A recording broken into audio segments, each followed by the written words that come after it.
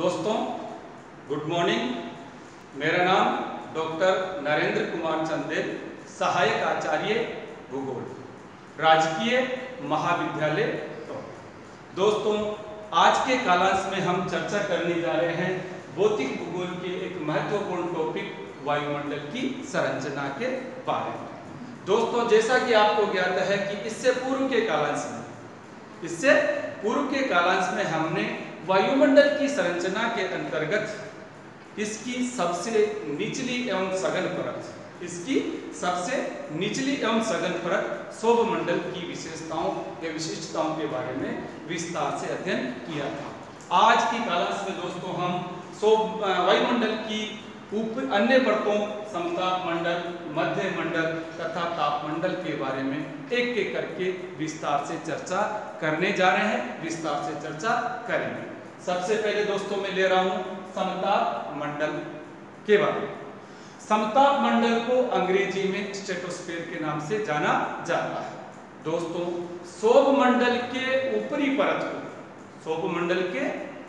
परत को वायुमंडल में समताप मंडल के नाम से जाना जाता है।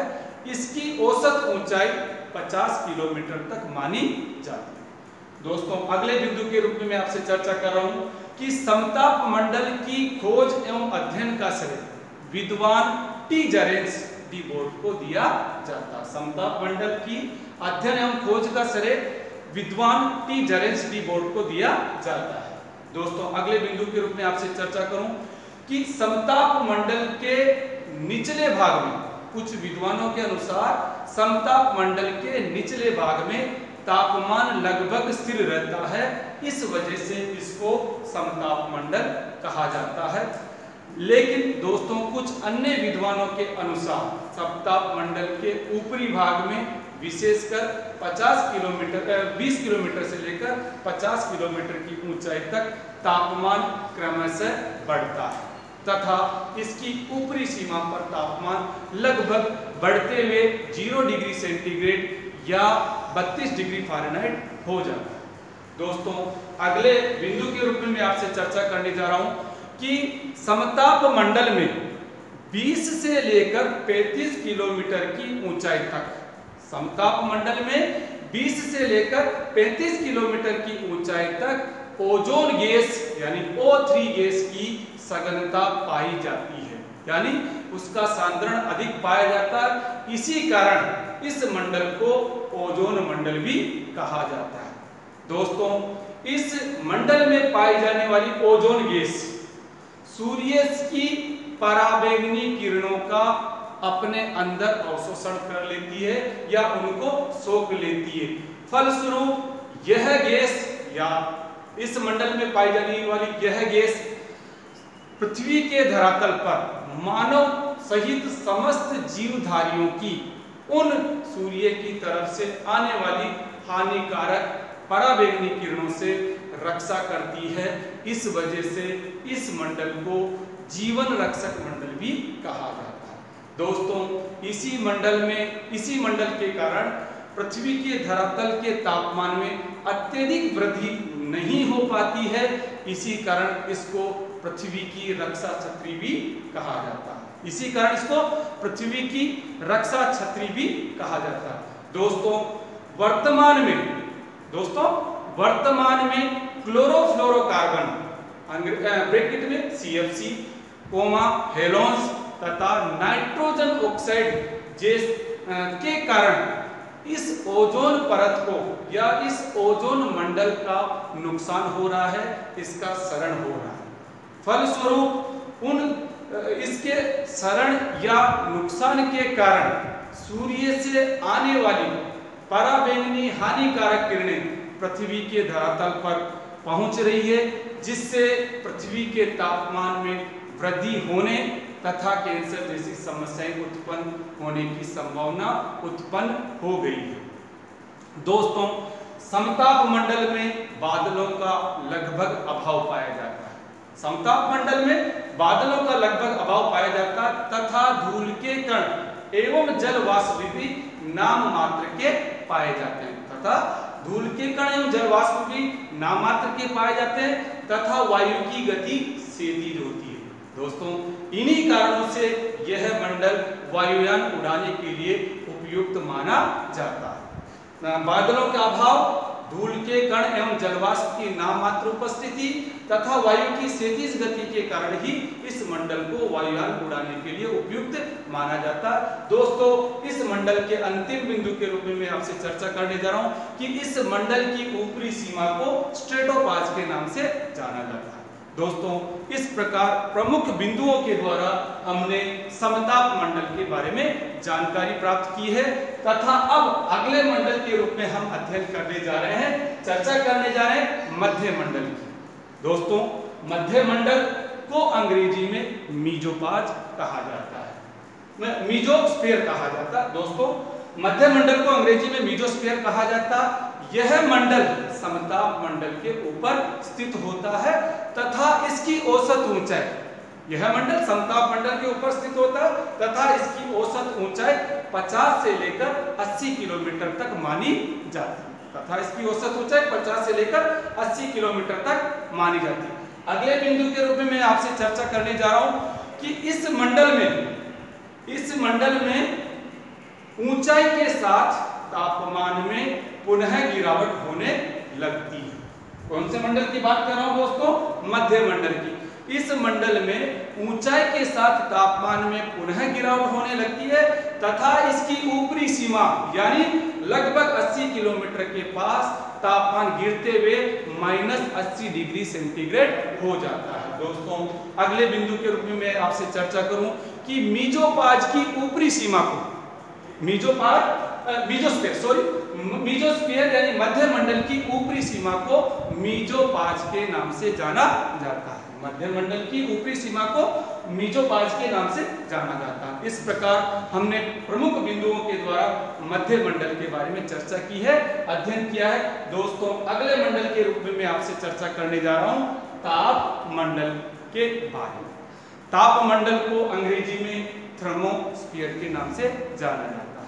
ताप मंडल को अंग्रेजी में थर्मोस्फीयर के नाम से जाना जाता है तथा यह वायुमंडल में 80 किलोमीटर के ऊपर स्थित होता है। यह वायुमंडल में 80 किलोमीटर के ऊपर स्थित होता है। दोस्तों इस मंडल की एक प्रमुख विशेषता है कि इस मंडल में ऊंचाई बढ़ने के साथ तापमान तीव्र गति से बढ़ता है। इस मंडल में जैसे जैसे ऊंचाई की ओर जाएंगे तापमान तीव्र गति से या तेजी से बढ़ता है तथा इस तापमान के बढ़ने के कारण इसमें तापमान ऊंचाई के साथ तेजी से बढ़ता है। दोस्तों अगले बिंदु के रूप में आपसे मैं चर्चा करने जा रहा हूं कि इस मंडल में तापमान तेजी से बढ़ता है लेकिन वायुमंडलीय गैसों का घनत्व कम होने के कारण जहां पर वायुदाब न्यूनतम होता है, वायुमंडलीय गैसों का घनत्व कम होने के कारण यहां वायुदाब न्यूनतम होता है। अगले बिंदु के रूप में मैं आपसे चर्चा कर रहा हूं कि इस मंडल को विशिष्टताओं में विभिन्नता के आधार पर, विशिष्टताओं में या विशेषताओं में विभिन्नता के आधार पर इस मंडल को पुनः 2 उपमंडलों में विभाजित किया जाता है। पहला आयन मंडल, दूसरा आयतन मंडल। दोस्तों अब मैं आपसे इस मंडल के दोनों उपमंडलों यानी आयन मंडल तथा आयतन मंडल के बारे में एक एक करके आपसे चर्चा करने जा रहा हूं। सबसे पहले मैं ले रहा हूं आयन मंडल के बारे में। दोस्तों यह मंडल मध्य मंडल के ऊपर स्थित होता है। यह मंडल मध्य मंडल के ऊपर स्थित होता है तथा इस मंडल का विस्तार 80 से लेकर 640 किलोमीटर की ऊंचाई तक पाया जाता है। इस मंडल का विस्तार 80 से लेकर 640 किलोमीटर की ऊंचाई तक पाया जाता है। इस मंडल में तापमान तेजी से बढ़ता है। जैसा कि मैं पहले आपको बता चुका हूं कि इस मंडल में तापमान तेजी से ऊंचाई के साथ तेजी से बढ़ता है तथा इसकी ऊपरी सीमा पर तापमान लगभग 1000 डिग्री सेंटीग्रेड तक हो जाता है। दोस्तों अगले बिंदु के रूप में इस मंडल की एक महत्वपूर्ण विशेषता के बारे में मैं आपसे चर्चा करने जा रहा हूं कि इसी मंडल से पृथ्वी से प्रेषित रेडियो तरंगों का परावर्तन होता है। इसी मंडल से पृथ्वी से प्रेषित रेडियो तरंगों का परावर्तन होता है, अर्थात पृथ्वी की ओर से प्रेषित रेडियो तरंगें परावर्तित होकर पुनः पृथ्वी की ओर लौट आती है। यह दोस्तों यह क्वेश्चन कभी कहीं सारे एग्जामों में पूछा जा चुका है कि वायुमंडल की कौन सी परत से रेडियो तरंगों का परावर्तन होता है। IAS, RAS और अन्य विभिन्न प्रतियोगी परीक्षाओं में यह प्रश्न पूछा जा चुका है कि वायुमंडल की कौन सी परत के द्वारा रेडियो तरंगों का परावर्तन होता है। तो इस क्वेश्चन का उत्तर आपको ज्ञात होना चाहिए कि आयन मंडल के द्वारा रेडियो तरंगों का परावर्तन होता है। दोस्तों अगले बिंदु के बारे में के रूप में मैं आपसे चर्चा करने जा रहा हूं कि इस मंडल को यानी आयन मंडल को पुनः 4 उपभागों में या उप परतों में विभाजित किया जाता है। नंबर 1 डी परत, नंबर 2 ई परत, नंबर 3 एफ परत तथा नंबर 4 जी परत। एक एक करके इस मंडल की उप परतों के बारे में मैं आपसे चर्चा करने जा रहा हूं। सबसे पहले ले रहा हूं दोस्तों डी परत। इस परत का विस्तार 80 से लेकर 99 किलोमीटर की ऊंचाई तक पाया जाता है। इस परत का विस्तार 80 से लेकर 99 किलोमीटर की ऊंचाई तक पाया जाता है तथा इससे न्यून आवृत्ति वाली तरंगों का इससे न्यून आवृत्ति वाली रेडियो तरंगों का परावर्तन होता है। दोस्तों दूसरी परत डी के बाद ई परत। इस परत को केनली हेविसाइड परत भी कहा जाता है। इस परत को केनली हेविसाइड परत भी कहा जाता है तथा इस परत का विस्तार 99 से लेकर 150 किलोमीटर की ऊंचाई तक पाया जाता है।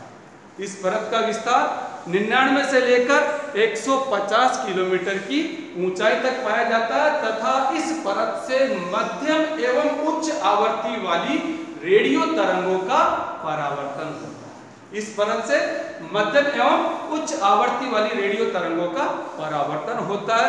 दोस्तों अगली परत के रूप में डी ई के बाद एफ परत। इस परत को अपलिटन परत भी कहा जाता है। इस परत को अपलिटन परत भी कहा जाता है तथा इसका विस्तार 150 से लेकर 380 किलोमीटर की ऊंचाई के बीच पाया जाता है। 150 से लेकर 380 किलोमीटर की ऊंचाई के बीच इस परत का विस्तार पाया जाता है तथा इस परत से भी मध्यम एवं उच्च आवृत्ति वाली रेडियो तरंगों का परावर्तन होता है।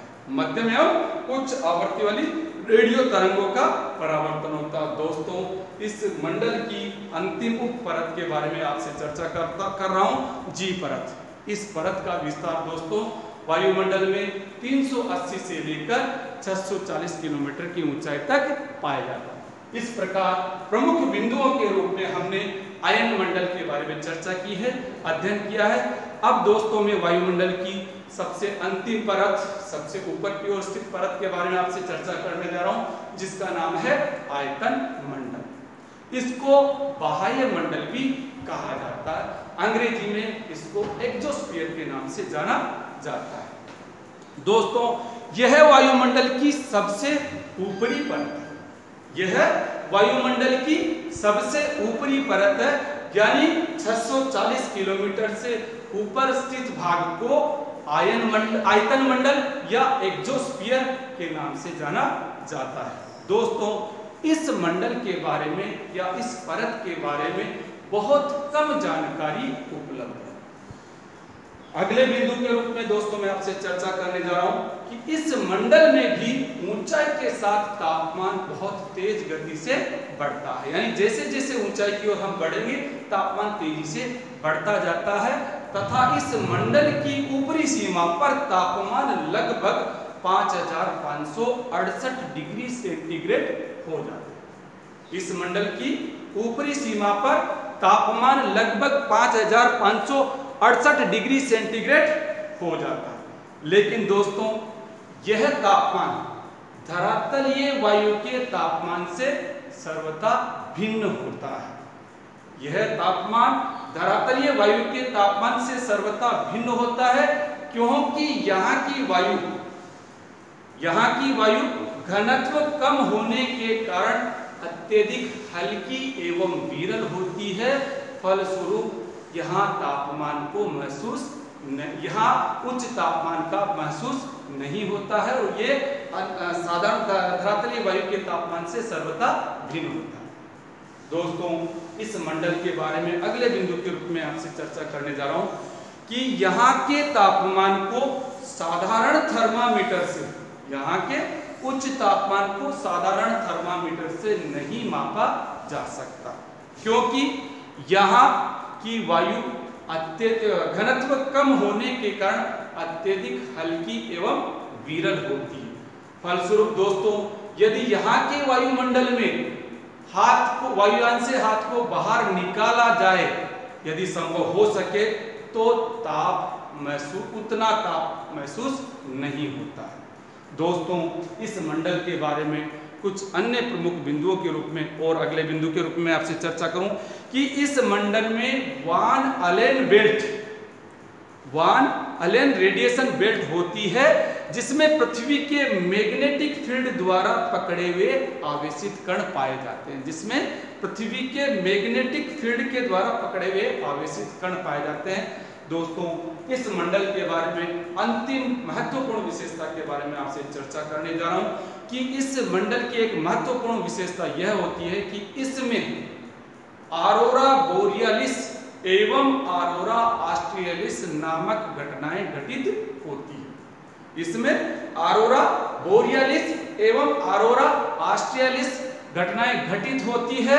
दोस्तों, ऑरोरा शब्द का अर्थ प्रातःकाल होता है, जबकि बोरियालिस एवं ऑस्ट्रियलिस शब्द का अर्थ क्रमशः उत्तरी एवं दक्षिणी होता है। अर्थात वास्तव में ऑरोरा बोरियालिस का मतलब उत्तरी ध्रुवीय प्रकाश होता है तथा ऑरोरा ऑस्ट्रियलिस का अर्थ दक्षिण ध्रुवीय प्रकाश होता है। दोस्तों, उत्तरी एवं दक्षिणी ध्रुवीय प्रकाश वास्तव में ब्रह्मांडीय चमकते प्रकाश होते हैं।